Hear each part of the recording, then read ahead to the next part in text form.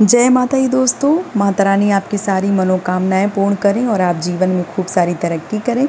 इसी के साथ आज का जो वीडियो है वो मैं शुरू कर रही हूँ। दोस्तों आज के वीडियो में मैं आपको संतान सप्तमी व्रत की बिल्कुल आसान तरीके से पूजा विधि जो है वो दिखाने वाली हूँ। चाहे आप अकेले घर में पूजा कर रही हों या आप ग्रुप में पूजा कर रही हूँ, बहुत ही आसानी से पूजा विधि जो है वो मैं आज के वीडियो में दिखाऊँगी, ताकि आप कभी भी बगैर घबराए संतान सप्तमी व्रत की जो पूजा है वो कर पाएंगे। किस प्रकार से आपको करना है चलिए देख लेते हैं। सबसे पहले मैंने एक यहाँ पे जो एक मान लीजिए आसन है, पीढ़ा है, पटा है, जो भी बोलते हैं आप, इस प्रकार से मैंने रखा है। उसके ऊपर एक पीला कलर का कपड़ा जो है वो मैंने बिछाया। सफ़ेद कपड़ा, लाल कपड़ा जो भी आपको मिल जाए आप बिछा सकते हैं। मैंने यहाँ पे पीला कपड़ा जो है वो बिछाया हुआ है। इसके बाद मैंने थोड़े से चावल दे के भगवान भोलेनाथ का परिवार, जो शिव परिवार जो है वो विराजमान किया है। उसके बगल में मैंने थोड़े से चावल रख के संतान सप्तमी की जो किताब है वो रखी हुई है। यहाँ पे आप पार्थिव शिवलिंग जो है वो भी रख सकते हैं। अगर आपके पास फ़ोटो है तो फ़ोटो से पूजा कर लें। अगर आपके पास सुविधा है पार्थिव शिवलिंग बनाने की तो आप पार्थिव शिवलिंग जो है वो बना सकते हैं। इसके बाद मैंने यहाँ पे जो दिया है वो रखा है, थोड़ा सा चावल का आसन दिया है। उसके बाद मैंने जो दिया है वो रख दिया है। अब हम क्या करेंगे, ये मैंने सारा सामान जो है वो लिया है। सामान की वीडियो आ चुकी है, अगर आपने नहीं देखी है तो आप ज़रूर देखिए। तो ये सारा सामान जो है वो रखा हुआ है। अब हम दिया को जो है वो प्रज्वलित करेंगे और अपनी पूजा जो है वो शुरू करेंगे। तो बहुत ही आसानी से पूजा विधि जो है वो मैं आज आपको दिखाने वाली हूँ। तो चलिए देख लेते हैं पूजा विधि कि किस प्रकार से पूजा जो है वो हमें करना है। सबसे पहले हम दिया जो है वो प्रज्वलित करेंगे। तो मैंने यहाँ पे दिया जो है वो प्रज्वलित कर लिया है। हवा जो है वो चल रही है तो दिया जो है वो थोड़ा सा इधर उधर हो रहा है।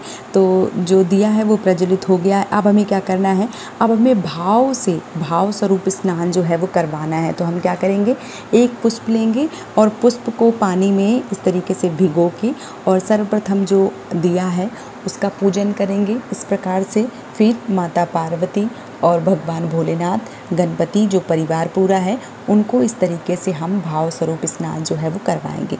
इसी प्रकार से जो किताब रखी है उसको भी हम भाव स्वरूप स्नान जो है वो करवाएंगे। इसके बाद जो टीका है वो हम लगाएंगे। महादेव को जो है वो सफ़ेद चंदन का तिलक लगेगा, माता पार्वती को जो है वो रोली लगेगा। तो इस प्रकार से जो तिलक है वो हम लगा देते हैं। यहाँ पे माता पार्वती को जो है वो लाल चंदन लगेगा इस प्रकार से, और महादेव को और गणपति को चंदन का इस प्रकार से जो चंदन का तिलक है वो हम लगा देते हैं। इसी प्रकार से हमें किताब का भी पूजन करना है इस प्रकार से। इसके बाद हम क्या करेंगे, इसके बाद जो पुष्प है वो हम चढ़ाएंगे। तो यहाँ पे जो दीपक है, माता पार्वती और महादेव को जो पुष्प है वो हम चढ़ा देते हैं इस प्रकार से। तो जो पुष्प है वो मैंने यहाँ पे चढ़ा दिए हैं। साथ ही साथ अब हमें क्या करना है, अब हम माता पार्वती को जो सिंगार है वो चढ़ाएंगे। तो ये देखिए, ये मैंने पार्वती का, माता का जो सिंगार है वो यहाँ पे चढ़ा दिया है। इसके बाद माता पार्वती के लिए ये देखिए जो प्रसाद वाले केले हैं वो मैंने यहाँ पे रख दिए हैं। साथ ही साथ जो स्वयं के लिए केले हैं वो मैंने यहाँ पे रख दिए हैं इस प्रकार से।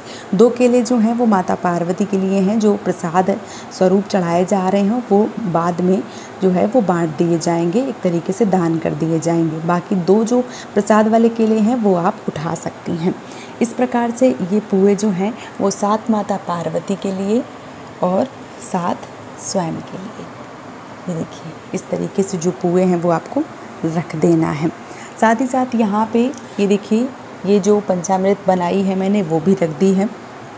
अब हम क्या करेंगे, अब हम भाव स्वरूप जो भोग है वो लगाएंगे। क्योंकि फ़ोटो है मिट्टी की, अगर मान लीजिए पार्थिव शिवलिंग होते तो हम पंचामृत भी चढ़ा सकते थे। क्योंकि ये फ़ोटो है इसलिए हम भाव से ही भगवान को सारा भोग जो है वो समर्पित कर रहे हैं। इस प्रकार से मैंने सारी सामग्री जो है वो रख दी है। अब हमें क्या करना है, अब हमें जो दुर्वा है वो गणपति जी को चढ़ाना है। अगर आपके पास बेलपत्र, समी पत्र या भांग, धतूरा या आकड़े के फूल जो भी मिल जाएं आप वो भी चढ़ा सकते हैं। यहाँ पे मैंने गणपति भगवान की दुर्वा जो है वो भी रख दी है। इस प्रकार से मैंने सारा सामान जो है वो रख दिया है। अब क्या करना है, अब हमें क्या करना है, अब हमें जो चूड़ी हमने ली है उन चूड़ियों की हमें पूजा करनी है। तो देखिए जो चूड़ी हैं वो कुछ इस प्रकार से रखी हुई हैं। ये देखिए, ये मेरे पास ये चूड़ी हैं, 3 चूड़ी मेरी पहले की है, इस बार मनमास पड़ा है तो ये 4 चूड़ी जो है वो हो गई हैं। तो अभी ये नई चूड़ी है, क्योंकि मैं आप सबको पूजा करके दिखा रही हूँ। अभी संतान सप्तमी का व्रत जो है वो आएगा, फिर मैं पूजा करूँगी, इसलिए मैं नई वाली चूड़ी जो है वो हटा ले रही हूँ, क्योंकि फिर इसकी पूजा जो है वो हमें बाद में, जिस समय हम व्रत करेंगे, जिस समय हम पूजन करेंगे, उस समय इस चूड़ी का पूजन जो है वो हमें करना होगा। तो बाकी की जो चूड़ियाँ हैं इनको क्या करना है, इनको जो है वो गंगा जल से पहले अच्छे से धो लेना है, और उसके बाद जो है फिर कच्चे दूध से, इन चूड़ियों को कच्चे दूध से भी धोया जाता है। इस प्रकार से कच्चे दूध से भी चूड़ियाँ जो हैं वो धोई जाती हैं इस तरीके से। और अब हमें चूड़ी की जो पूजा है वो करना है। तो यहाँ पे मैंने जो रोली है वो लगा दी है इस प्रकार से। ये मैंने हल्दी जो है वो लगा दी है। यहाँ पे मैंने थोड़े से चावल जो है वो भी डाल दिए हैं। यहाँ पे मैं माता पार्वती को और शिव भगवान को भी जो चावल है वो थोड़े से चढ़ाऊँगी इस प्रकार से।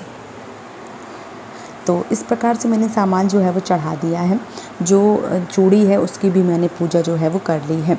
यहाँ पे जो चूड़ी है उसमें मैं पुष्प और जो दुर्वा है वो भी चढ़ा रही हूँ। कुल मिला के आपको सारी पूजा जो है वो चूड़ियों की भी करना है।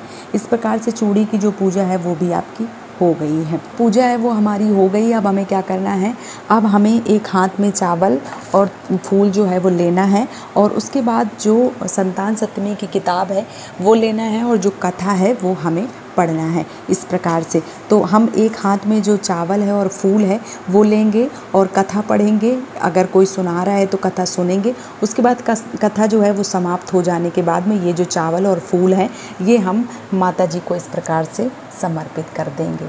इस प्रकार से कथा जो है वो ज़रूर सुने। कथा जो है वो हो जाने के बाद में आपको क्या करना है, आपको आरती जो है वो करनी है।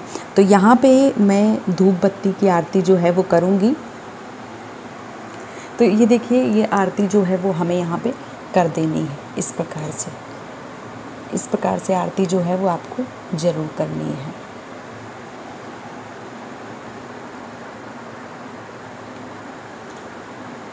जब आपकी आरती हो जाए उसके बाद आपको क्या करना है, उसके बाद जो हम तपावन है चूड़ियों का वो करेंगे। अब ये देखिए जो आग है वो जल रही है। इसमें आप 5 आहुतियाँ या 3 आहुतियाँ 7 आहुतियाँ अपने हिसाब से घी की या आप जो पंचमेवा है उसकी, या आप हवन सामग्री की आप दे सकती हैं। 3 आहुतियाँ जो हैं वो दी जाती हैं। इसके बाद जो चूड़ी ली हैं हमने, उन चूड़ियों को इस प्रकार से 5 बार जो तपावन है वो किया जाता है। इस प्रकार से 5 बार तपावन करने के बाद में ये जो चूड़ी हैं वो आपको अपने सीधे हाथ में पहन लेनी होती है। और फिर उसके बाद चूड़ी को जो है वो अगर आप चाहें तो आप 7 दिन में उतार सकते हैं, आप चाहें तो इसको हमेशा पहन के रख सकते हैं। अगली संतान सप्तमी जब आए तब आप ये वाली चूड़ी जो है वो दूध से धो के पूजा करके फिर से धारण कर सकती हैं। तो इस प्रकार से जो तपावन है वो किया जाता है, इस प्रकार से जो पूजा है वो की जाती है। तो ये रही संतान सप्तमी की बिल्कुल आसान पूजा विधि। उम्मीद करती हूँ कि आपको पसंद आई होगी। अगर आपको वीडियो पसंद आया है, मेरी पूजा विधि पसंद आई है तो मुझे सपोर्ट कीजिए और इस चैनल को सब्सक्राइब कीजिए। आप सभी माताओं बहनों को संतान सप्तमी व्रत की ढेर सारी शुभकामनाएं। महादेव की कृपा आपके बच्चों के ऊपर बनी रहे, आपके संतान के ऊपर बनी रहे, यही कामना करती हूँ। और इसी कामना के साथ आज का जो वीडियो है वो मैं समाप्त कर रही हूँ। दोस्तों, जय माता दी।